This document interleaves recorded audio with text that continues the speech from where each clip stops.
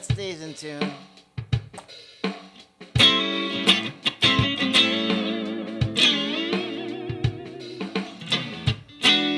I'm pulling it up.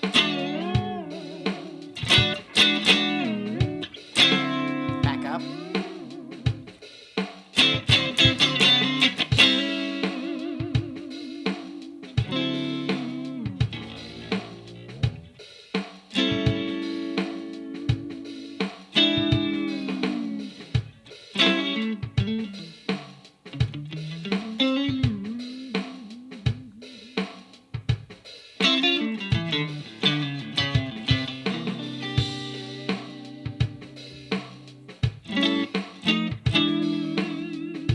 I love 6-point trems. I actually prefer them, okay? I'm gonna be honest with you.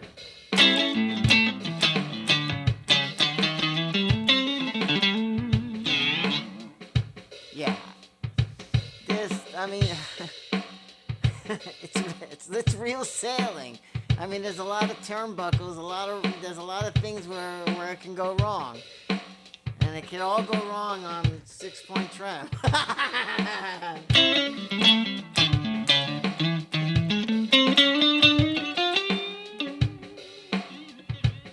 But when it's all dialed in, and you 6-point trem players know, there is nothing else you'd rather play. Complicated, just like hair-pulling 6-point trem setup.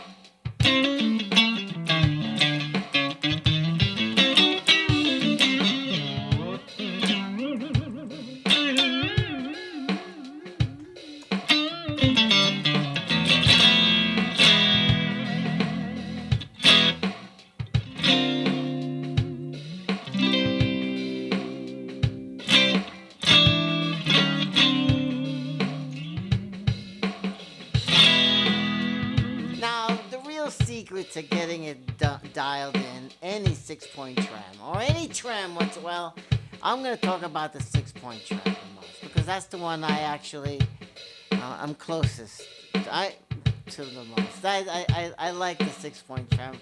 I like the restrictions that it imposes on me, and so, I don't know, it is what it is. Some people like it, some people don't. Some people have to go to 2-point trem, and that's okay. That's good. I mean, that's Floyd Rose as well as everything else. I get it. Do what your fingers and heart want you to do. I don't know. Just follow your fingers. For me, I actually I have some weird fascination with complete love and respect for the 6-point trem. All right. So that being said, Becca, my ST62.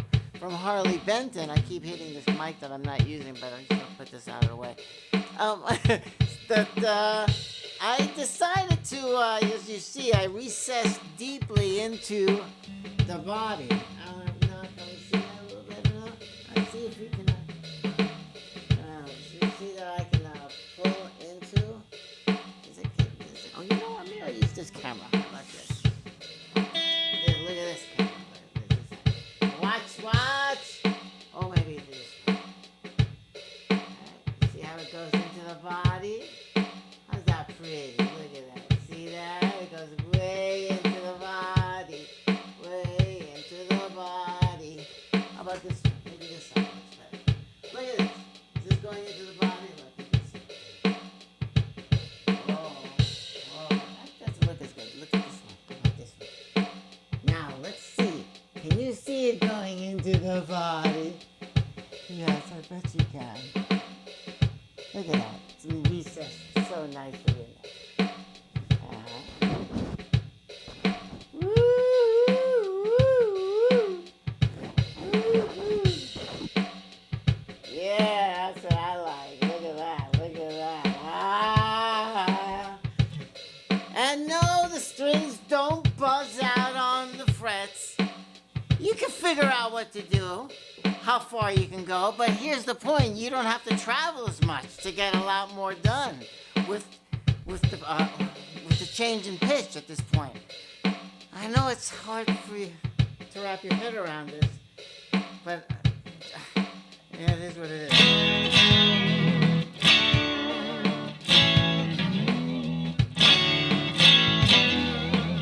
I actually have now grown a better fondness now for this guitar. It's not really like it's not like Slimy. Let's see. All right, so now Slimy over there, this one here has not been modified whatsoever, right? So, but I have set it up as completely floating, and you can see how much higher it now is off of the deck of there. See that? How much higher that is? So I have to already start high in order so that when I want to pull, I get at least that much travel before it stops on the surface of the guitar. So that's what I'm gaining. I'm gaining that range, that part of the range of motion. The difference between here and here we got Slimy, and what we see here is you can see the difference here that we put in, and just your standard configuration to get a floating trem on an ST body. There it is. That's how it's done, right? So, and that's how much travel you get from pulling up on the bar until it hits the surface of the body. And then, of course, the rest is for how much I can go down to get to loosen the strings as much as possible without it turning into complete rubber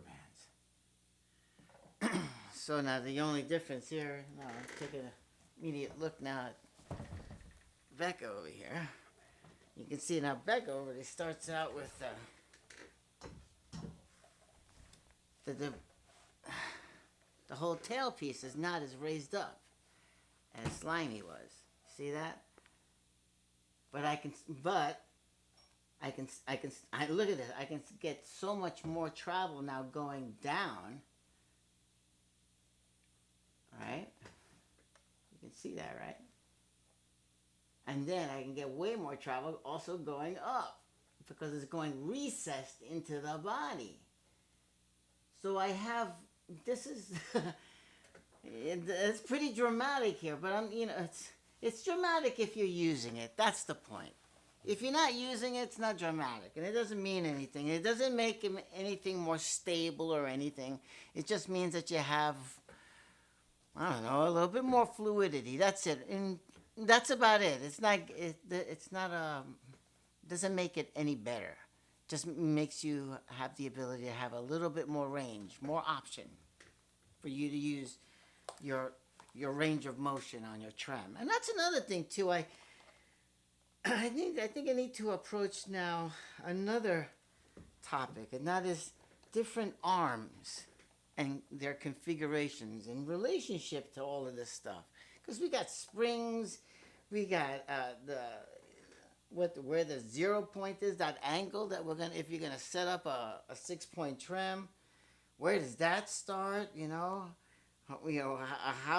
high does the arm? I think the arm should be a little bit higher, so it never interferes with any of the volume or tone controls. So it needs to be a little higher. On the other hand, I do understand why it wouldn't be so high, because if you're palming here on the bridge, you don't want to have that little pokey bit sticking. Like probably, I'm gonna guess, I would probably still be okay if it went up even a 1/2 inch. That would clear the heads, and now you don't really have to worry about it. And I would just change possibly the shape of the whammy bar completely. More like a snake. More, not slightly like an S, but not really, but actually has a little bit of a curve. So anyway, but that's another thing that I'll address in another venture. But for now, I'm very pleased with what I got. This was a very interesting experiment. As I said, all my other ST style guitars are all set up as floaters, so I'm familiar with that. This was the only one that I had for about over about a year, that I turned it into like a hardtail. I didn't necessarily block it, but I put in like two more springs. That's why I had 5 springs on it before, and I had it decked, So it was had so much tension on it, and it actually now, to tell you the truth, it actually has more sustain now than it used to have, because now it's just set up as a standard, very floaty and setup. I enlarged over here the cavity too. I don't know if anyone can see this. I don't know how this is showing up, but everything in here has been enlarged. So this way, even when the block is moving, see it's moving to the back of to the bottom of the guitar. I gave it more room for it to travel in the back to the back. So. Was it necessary? No, nothing. None of these things are necessary. It's like you do what you want to do. It's like putting I guess fake eyelashes on. I don't know. It's like and then maybe those fake eyelashes don't work on you. So then you got to get something else, and then you try something else, and you go, I don't know, try new this, try new that. Look at that. So this was as I said, this is the test monkey. Look at this thing. I love this girl. She's got look, and I don't know. In the last few days, grown actually more. I've been playing her a lot. I built these other, in my mind, better guitars. This is not a bad guitar in any way, shape, manner, or form. Really, actually, it's really good guitar. Really good guitar. It feels great. It feels like it's been loved, and it has. Even though it looks like it's a complete lab rat. And okay, now let's. I saw that in the comments. People were kind of like goofing on like my relic job. Okay, please understand. If you understood what I said the first time, this was a test bed for relicking. There was no. This is not like my relic thing, because look. There are different types of relicking here, different to that one, different to this one. There are all these different weird ways that I approached it. I even went to checking. I'm not saying any of this is right, but I needed to find out for myself. Instead of hearing it from someone else. As long as I don't hurt myself, I spent decades in workshops. Decades. So I know what I'm doing. But I let myself have fun. I didn't take it too seriously. But I just wanted to scratch an itch. And that's what kids do when they have an itch. You scratch it. You're not concerned about whether or not, if it's you're dressed inappropriately and you're in Sunday church and you got somewhere that needs scratching, you got to scratch it. You say, just scratch it.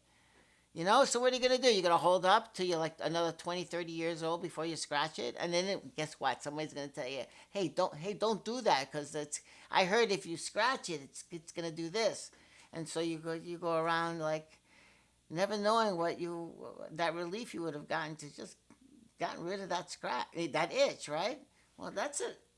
It was long enough that I had thought about wanting to do this to a guitar. To a Strat, actually, a regular 6-pointer, and it was like finally dawned on me. I don't know why am I waiting? Why don't I just do it and just see what happens? Worst thing that can happen that it sucks, right? Okay, so I got my timer going off. That means the chicken on the smoker is about getting done. That means it's time for me to go, and I hope I'm imparting some sort of wisdom. And if I did somehow, then please feel free to be courageous and hit that subscribe button. You're contributing to my retirement plan. Thank you very much. May God be with you, whatever God you choose, or goddess you choose that to be. And just be nice to each other. How about that? Can you do that for a change? All right. Okay, till the next time we meet again. And, till next time I have some guitar that gets me all choked up. I hope to see you next time we get all weird again. You're the one that keeps visiting this channel. All right. Bye. We got to go now. You can let go now. Yeah. Go, skip. Yeah, go ahead, skip. Oh, wait, before you do that. Subscribe. Yeah, I don't